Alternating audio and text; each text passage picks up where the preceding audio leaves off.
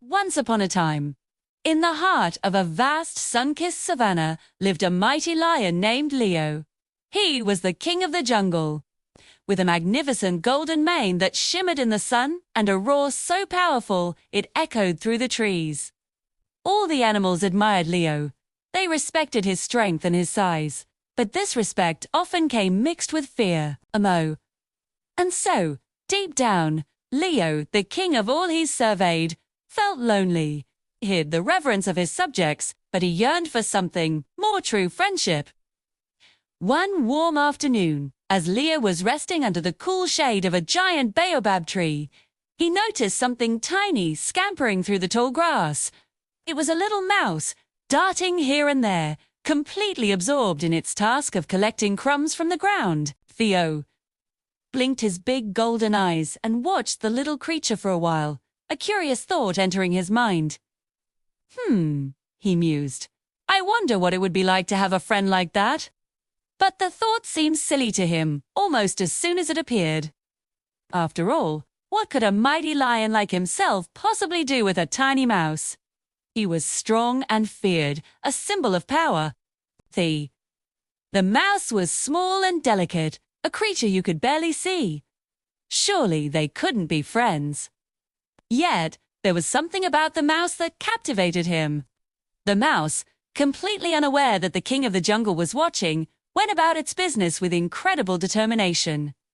It dodged swooping birds, hopped nimbly over pebbles, and all the while, it hummed a happy little tune to itself. Hey, little one. Leo called out suddenly, his deep voice booming across the field like distant thunder. The mouse froze instantly, its tiny heart pounding like a drum in its chest.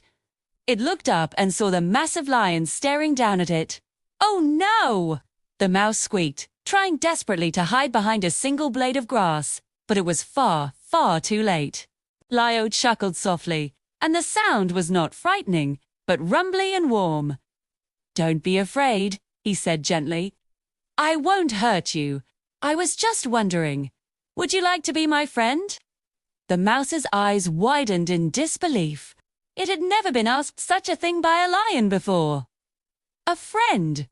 It squeaked, its voice filled with astonishment. But you're a lion, and I'm just a mouse. We're so different. Leo smiled, and it was a kind, gentle smile that made his golden eyes sparkle. That may be true, but being different doesn't mean we can't be friends.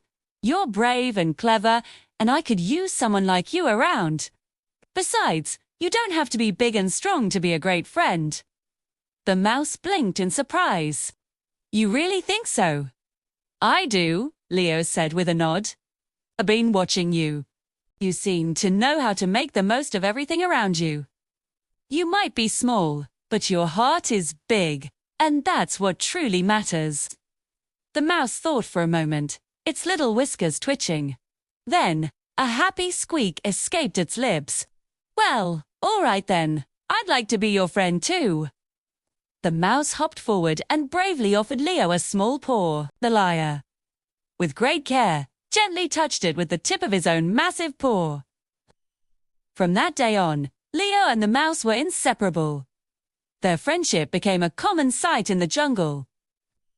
Leo would share grand stories of his adventures, of epic chases, and mighty battles. The mouse, in turn, would share tales from its own little world, how it helped its family gather food, how it built intricate tunnels under the earth, and how it often helped other small animals when they were in need.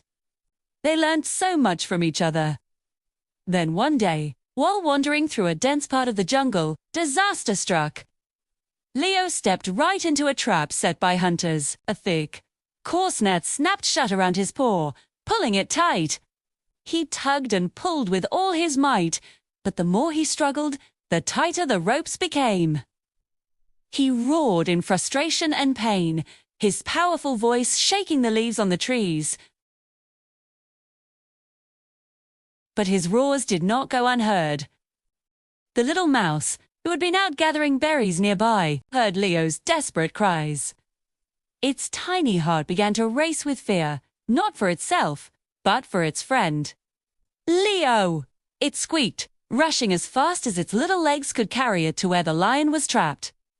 "Hold on, I'll help you." At first, Leo didn't believe the mouse could possibly help. After all, he was a massive lion, and his own incredible strength was useless against the net. Oh, could a creature so small succeed where he had failed? But the mouse didn't hesitate for a second. It scurried right up to the thick ropes of the net. With its quick, nimble paws and sharp little teeth, it began to chew through the fibers. The mouse worked as fast as it could, its tiny jaws moving tirelessly. It chewed and gnawed, and soon enough, one rope snapped, then another. The net loosened just enough for Leo to pull his paw free. Leo stood up, shaking the last of the tangled ropes from his leg. He looked down at the tiny mouse, his eyes wide with astonishment and gratitude. You really did it," he said, his voice full of awe. "You saved me." The mouse grinned up at him, its chest puffed out with pride. "I told you, being small doesn't mean I can't make a big difference," Leo chuckled, his heart swelling with a warmth he had never known before. "You're right, my friend. You are braver and stronger than anyone I know." From that day forward, Leo truly understood that friendship wasn't about size or strength. It was about kindness, trust, and being there for each other, no matter what.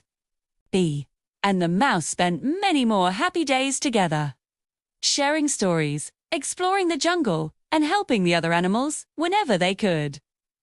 The other creatures of the jungle soon grew accustomed to seeing the unlikely pair.